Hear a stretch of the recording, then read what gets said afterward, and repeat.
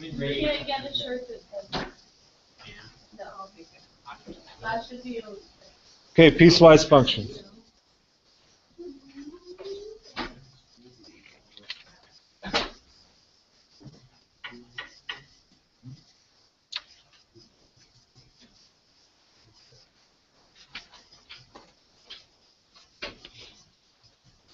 Imagine yourself driving to school, right? What is a graph of that going to look like?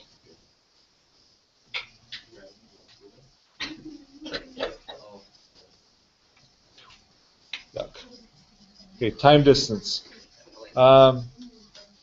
What's the speed limit on the Battlement Parkway? It's like 35 miles an hour, so...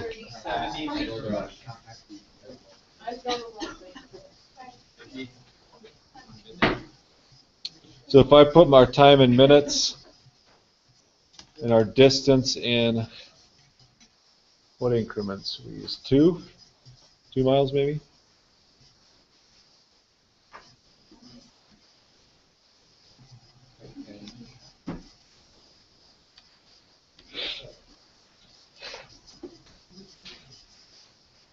So maybe you start out nice and slow. And then you get to a stop sign. What happens at a stop sign? Do you move at all? So our distance is 0. So you've hit the Battlement Parkway and you get to the golf course stop sign and you take a left. What does the speed limit change to? It's slower, right? Yes, it's 30. So is my slope going to be steeper or shallower? Okay. Just slightly, though. Okay, what's the speed limit here? All right, so it's going to be even lower. Okay, so what you see is that we have a function, right? Because it passes the vertical line test in pieces. So this would be the Battlement Parkway stop sign. That's what's that called? County Road 302 or something like that. The one that goes by the golf course. It's a county road something. And then Cardinal Way. 302 times 96 is 202. Yeah, 96 is 303. So what you see is that we have some pieces to consider, right? Time versus distance. What does the slope of those lines represent? Your speed. Yeah. How fast you're going. Because it's a time, the distance divided by a time. It's the y's over the x's. Like miles per hour. Okay. So that's a piecewise function. It gives you kind of a big idea of what they're all about and what we use them for. We use them all the time in calculus. The question is, can you do that mathematically? As in, if I gave you this, No, I cannot remember. I know where it's going.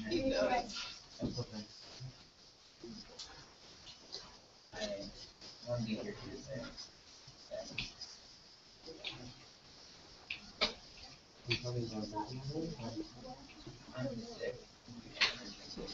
it's a 1.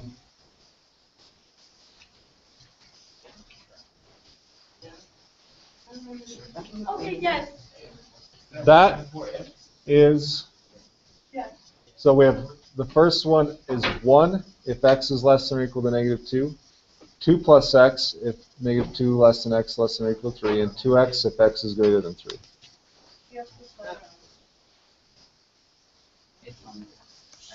I want to say that to you guys all the time. It's 3 different pieces.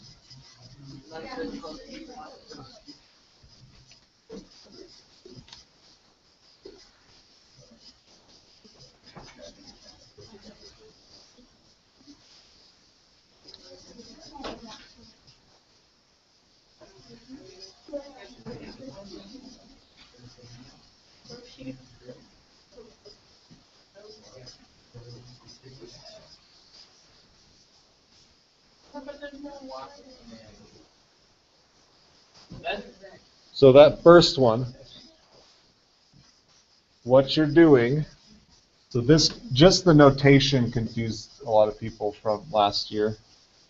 You're graphing y equals 1, because it's f of x equals 1. Y equals 1, same thing, for this boundary.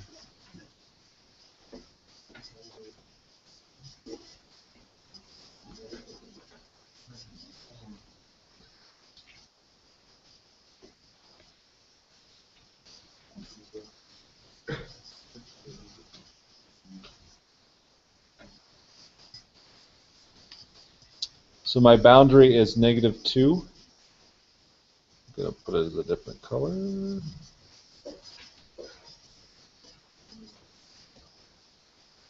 Right? So we're at -2 here. Are we below it or above it?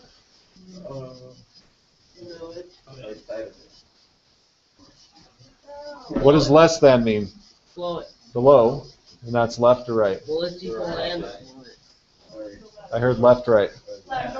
Okay, left is negatives, it's smaller. So what does that graph look like? What's the y-intercept? 1? Is there a slope? No slope, so it's a straight line that direction.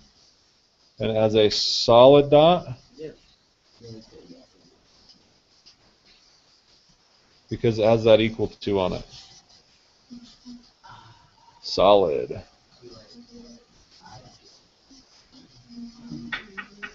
What would you do if it had one? Let's go on to the next one. Yeah. then you just say otherwise. So if the y-intercept is like 4, would you just you just put it on the -2 instead of on the y-axis? No, the 4 has to go on the y-axis. I would graph it with it there in a pencil, and then I would erase this part. So This one will actually give you an idea on that, the last one. Okay. So, okay.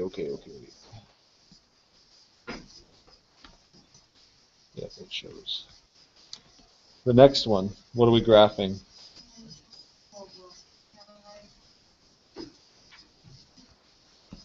Okay, between these, right? That's right. What's the y-intercept? 2. Oop, that's not 2. That's 3.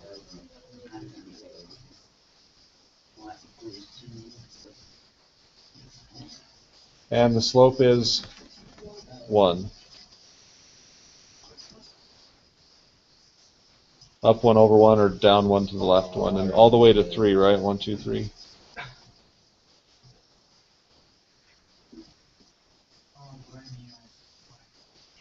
Yeah, it was a poor choice of colors, I guess, huh? Yikes. Woo! It's really nice on here, I promise. Yeah, on there you can see it. I will never use that again. Yeah, that's why you need to look up there before you get it. Yeah, Toronto Lights said that it helps. If it's less, if it's equal to. Notice, okay, so I put a hollow dot here because it's less than, and a solid dot because it's equal. So that's the boundary lines.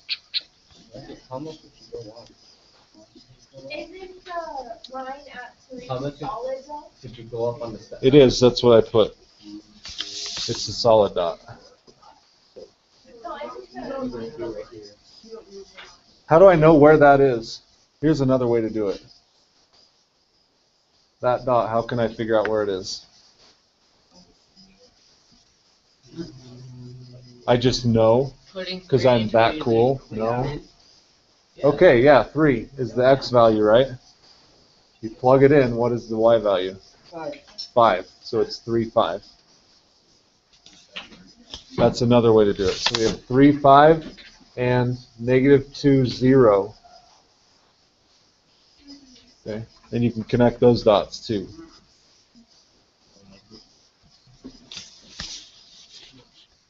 And this one,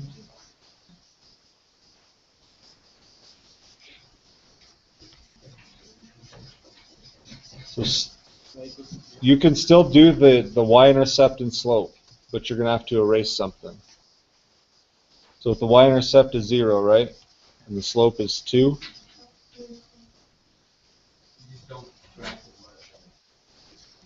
So if you want to just like put dots or something, you see I'm just putting dots. No, that one's off. And then just graph from here on. So that's one way of doing it. The other way, of course, would be to plug 3 in. So we would have 3, 6 as a starting point.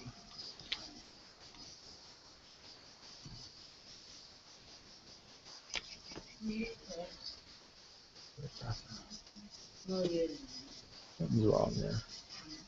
Oh, it's that green one. It's just a touch high. And we would have a hollow dot there at 6. So there are a couple ways to tackle it. Yeah.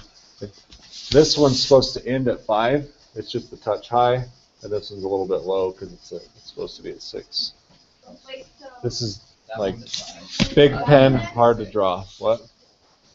Okay, we're finished with that problem. It's in 3 different pieces.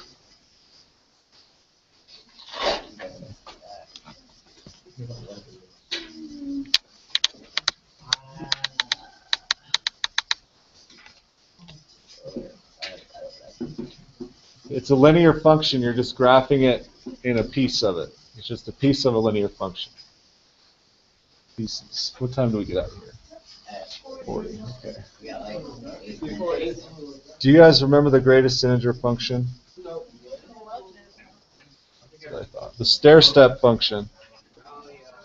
Yes, I remember that.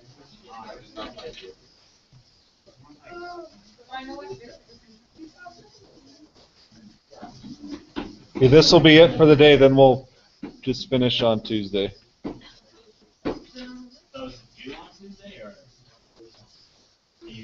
So that's the greatest integer function. Is that a bracket? Yeah.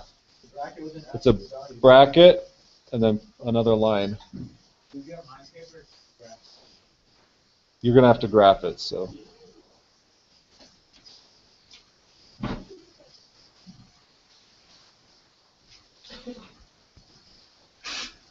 This one's hard to remember because it's named funny. The greatest integer function actually means you use the smaller one below it. I don't know why we did that, but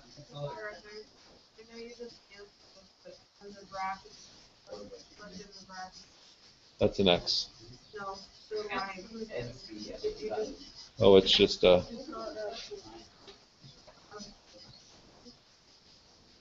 one of those.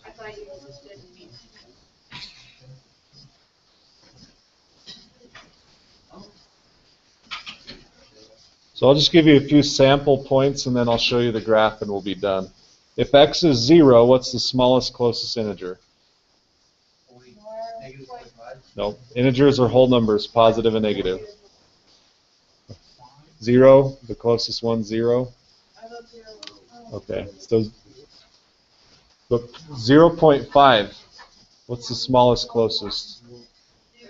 0, you go down. Quit it. And then 1 and 1, etc. So, you round down? yes, go down.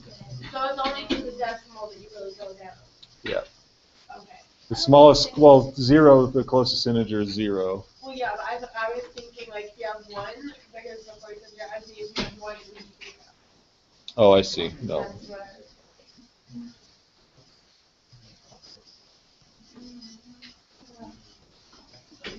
So the graph looks like this. Does that ring a bell? Yeah. Yeah. Like the graph, I see the graph or whatever, but I don't understand what you did in the table. Okay, so basically what this is saying is that's an integer, it's itself.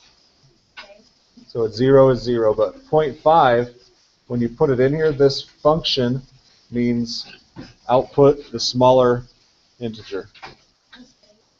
That closest small integer is 0. 1 is itself, but 1.25 you go down to 1. If it's 10.8, go down to 10.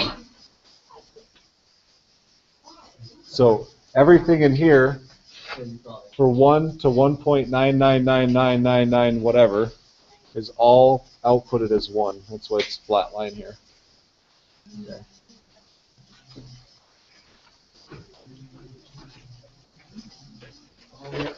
You won't be able to do all this, like even number 1 you might do. Some of you could probably do it, but just get a few done that you can do. Bring questions Tuesday, we'll finish this up. Okay. You have about, 5 minutes. It's probably a good day to get a start. But We have 2 minutes, everybody.